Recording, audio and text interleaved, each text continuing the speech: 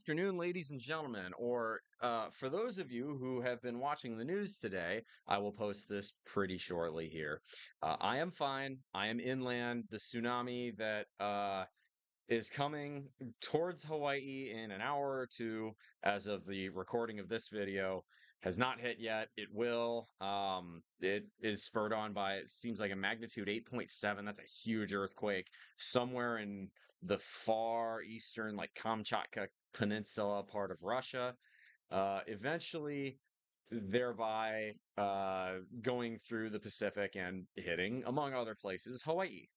So, what we're going to get into in very short order here is my afternoon. I left at 3, went down to Kalihi to pick up my bicycle, and then tried to get home from Kalihi to my current place, which is in the general vicinity of Aloha Stadium, or rather the decrepit remains of Aloha Stadium, by way of the automobile. Now, I have long stated that bicycles are a superior vehicle to automobiles. I have furthermore also stated that the Interstate Highways Act of 1956 and its consequences have been a disaster for American society, Hawaii included. All right? And this is Waze right now. This is the island of Oahu. This is the city of Honolulu.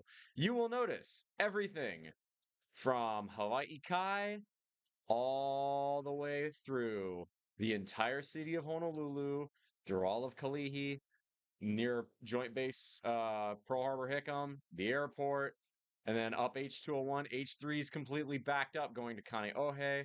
The Poly's under, or no, sorry, this Like is under construction. Uh, Everything. Aiea is backed up. Pearl City is backed up. Waipahu is backed up. And we're going to get into explaining rather briefly why. So let's just take Salt Lakes here as a really great example of suburban development and infrastructure. You'll notice there are 3 major thoroughfares. If you wanted to get from the northern end of Pearl Harbor, right, Pearl City, Aiea area, to Honolulu, there are really 3 roads you can take. 4. There are 4 roads you can take. You can take Interstate H1, you can take Interstate H201 or the Moanalua Freeway. You can take Salt Lake Boulevard and then Pu'uloa Road to either H1 or H201. Or you can take the Kamehameha, which turns into the Nimitz Highway. All 4 of those are completely backed up. The problem is that all the neighborhoods in between, like Aliamanu Military Reservation, Salt Lakes along here, you have the Navy terrace houses around the one of the absurd number of golf courses on this island, right?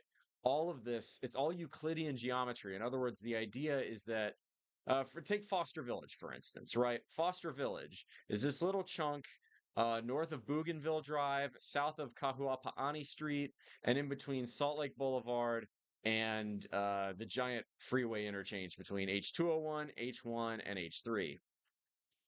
Right? There is only one exit path for this entire neighborhood, and it is at uh is that Olino? It's right here onto Salt Lake Boulevard. What this means is, let's say you want to go from anywhere in Foster Village just over to the Aliamanu Military Reservation. It means you have to go all the way to Salt Lake, get on Salt Lake very briefly, turn onto Bougainville, and then go into Aliamanu Military Reservation. What this does is create choke points. And right now, with this natural disaster, this is a complete and utter failure of the car-based dependent framework of infrastructure design. What happens is that you don't have enough width to accommodate a certain amount of people in one location. As a result, they're going to be choke points, right? It's like a chain. You're only as good as the weakest link. For instance, right, a good example of this is like trying to get onto Joint Base Pearl Harbor Hickam. People will often complain, oh, there's a bunch of people at the gates, right? So the gates, you've got one at Makalapa, you've got one at Center Drive, and you've got another at O'Malley. That's all fine and good. You can say, well, put more gate guards up.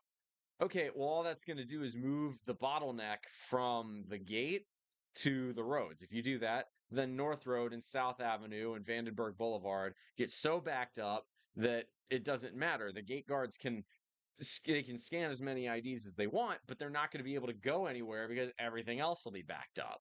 So the at some level, there's a critical point at which backups chain into backups chain into backups. So let's say a good example of this is, let's say the Dillingham Avenue right here is backed up, right?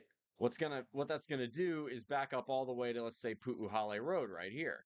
What that's gonna do is, let's say if it's backed up all the way to Pu'uhale, now people trying to access Nimitz to try and divert traffic, or try to access King Street to divert traffic, now cannot use Pu'uhale, which means it backs up further, and so on and so forth. And then you get to the point where if enough people get stuck in these traffic snakes, you get gridlock, which is what's going to happen now.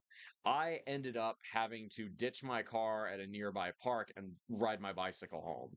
I would have, honestly, I regret not just leaving my car at the e-bike shop, but with the tsunami, I'm kind of worried, Kalihi might get hit pretty hard. So yeah, it's a little bit further in, but it's not that far from the water. So I figured, better safe than sorry on that one. Move it up a little bit. Anyhow, the point here is that automobiles are fantastic inventions up to a specific tipping point, at which point too many people own them for the infrastructure built. And once that happens, they become a nightmare. This is why gridlock occurs. The only way to fix this problem is to limit the number of people driving. I'm a huge fan of gasoline taxes as a practical way to do this and to raise money.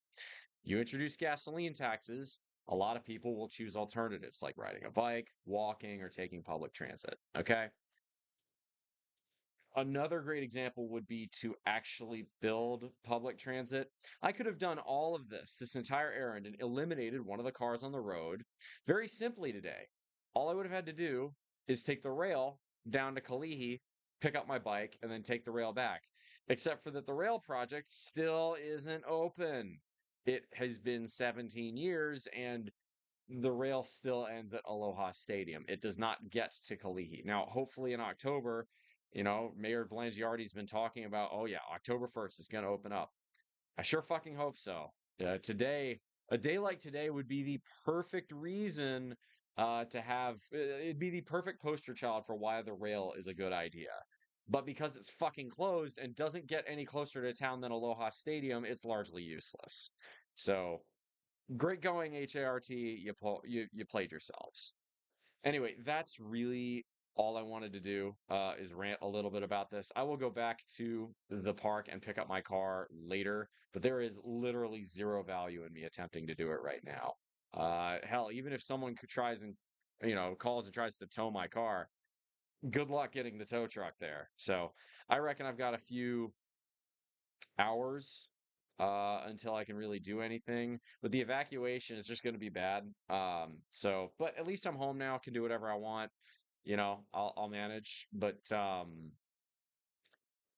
what is going on the island of Oahu right now is the perfect advertisement for why cars kind of suck. Uh, they're very useful up to that tipping point. The island of Oahu is about the size of Long Island. About 75% of it you can't really build on because it's either nature preserves or military bases or straight up mountains. So that remaining 25% is extraordinarily densely populated. With that in mind, yeah, this is exactly why cars kind of suck. And the worst part is cars make the alternative, buses, completely useless because the buses are stuck in the same traffic all the cars are. In other words, the city of Honolulu right now has more or less ground entirely to a halt, and it's gonna stay that way for the rest of the evening. Thankfully, I'm at least at home and my car is off the road, so I'm not making problems worse anymore. But boy, what a shit show. Anyway, for those of you who, watch my content, thank you very much. If you want advice, any questions, bodybuilding, more rants about why the Interstate Highways Act of 1956 and its consequences were a bad idea. I didn't really get into it on this one, but put short, because the interstates subsidize the ability to move quickly and everywhere else and move to a lot of different places by cars, it incentivizes everyone to drive. And because gas taxes have remained extremely low, driving is seen as cheap up front. We subsidize the costs in the form of gridlock, in the form of congestion, in the form of pollution, and in the form of oil dependency on, autocratic tyrants like Saudi Arabia and like Russia, right? And I get that the United States consumes most of the oil it produces, right? Saudi Arabia and Russia, that's more for the Europeans and other non-oil exporting countries. The point is, automobiles are not the solution. Even if you electrify them, you don't get rid of the congestion or the gridlock problem. You might to a degree with autonomous driving, but meh, good luck getting Skynet to figure that one out. That's at least several decades down the road. Anyhow, um, that might actually be a really great AI project. Have AI start controlling traffic lights. That would be that might actually be a way to improve and remove some of these gridlocks before they happen. Have AI manage stoplight traffic signals in a way that can maximize throughput efficiency. I don't know. I feel like there's probably some way to optimize that. I know there are, pressure sensors right now that are dug into a lot of roads, but those have their own problems. Namely, if you drive a car light enough or you ride a bike, yeah, that sensor ain't gonna get you there. But yeah, the interstate, this is my hottest political take. If I ever run for president, I'll put it this way: if I'm ever elected president, gas prices are going through the roof, and it's because of increased fuel taxes, which is probably why I would never run because I know I'd never get elected. Yep. Oh well. Anywho, that's all I got for y'all today. If you want rants, advice, consultations, askfullmuscle at gmail.com. I should be just fine. I'm inland enough to where there won't be any issue. You know what? Let me just check the evacuation map. Evacuation map, tsunami. I don't think I'm curious to see how close I am. Evac zone, tsunami aware. All right. There's Hawaii, the state. There's zoom in on Oahu. Oh yeah, Hickham's fucked. Yep, Kalihi's fucked. That's okay. You know what? I'm really actually. My vehicle would have been in a red zone. It's a good thing I did what I did. Mapuna Puna was gonna get fucked, but Salt Lakes will be fine. Foster Village will be fine. IA will be fine. Much of the fuck, I could have left my car on Pearl Harbor base. Honestly, it would have been just okay. Oh well. Holy shit, Waikiki's fucked. That sucks to suck, tourists. I feel bad because there are actually a lot of locals that work down there in the tourism industry. They're gonna have a rough day. Shit, there's everything's in the red or the yellow, so that means that's why. So Waikiki and downtown, like Kaka'ako, is getting evacuated. Oh, fuck! Large chunk of Hawaii Kai is gonna get evacuated. Oof, Kailua is gonna get evacuated. Now Kaneohe is gonna be okay. Pearl City's gonna be fine. Waipahu's gonna be fine. The Saddle's obviously gonna be fine. Let's see what Waianae looks like. Oof. Yep. Nanakuli, Maili, Waianae, Makaha. But at least you go far enough into the Waianae Valley, and I they damn sure, military damn sure better have opened the Kole Kole Pass route. If they didn't do that, there should be a lawsuit. Anyway, I keep getting myself distracted. The point is, I'm going to be just fine. I am at elevation. My car is also at elevation. We're all Gucci. I will see y'all in the next one. I have a few other videos I should be uploading soon. So as always, make good decisions. As good decisions form your actions. As actions form your habits. As habits form your values. As values form an ethos to be the guide to start through the rough waters of life. Much love, y'all. I'm gonna go probably up to the rooftop in a little while and watch around 7 p.m. tonight when this bugger comes in. Maybe you can see it. That'd be fun. I mean, what else have I got to do? It's not like I can drive anywhere. Ha ha. Cheers.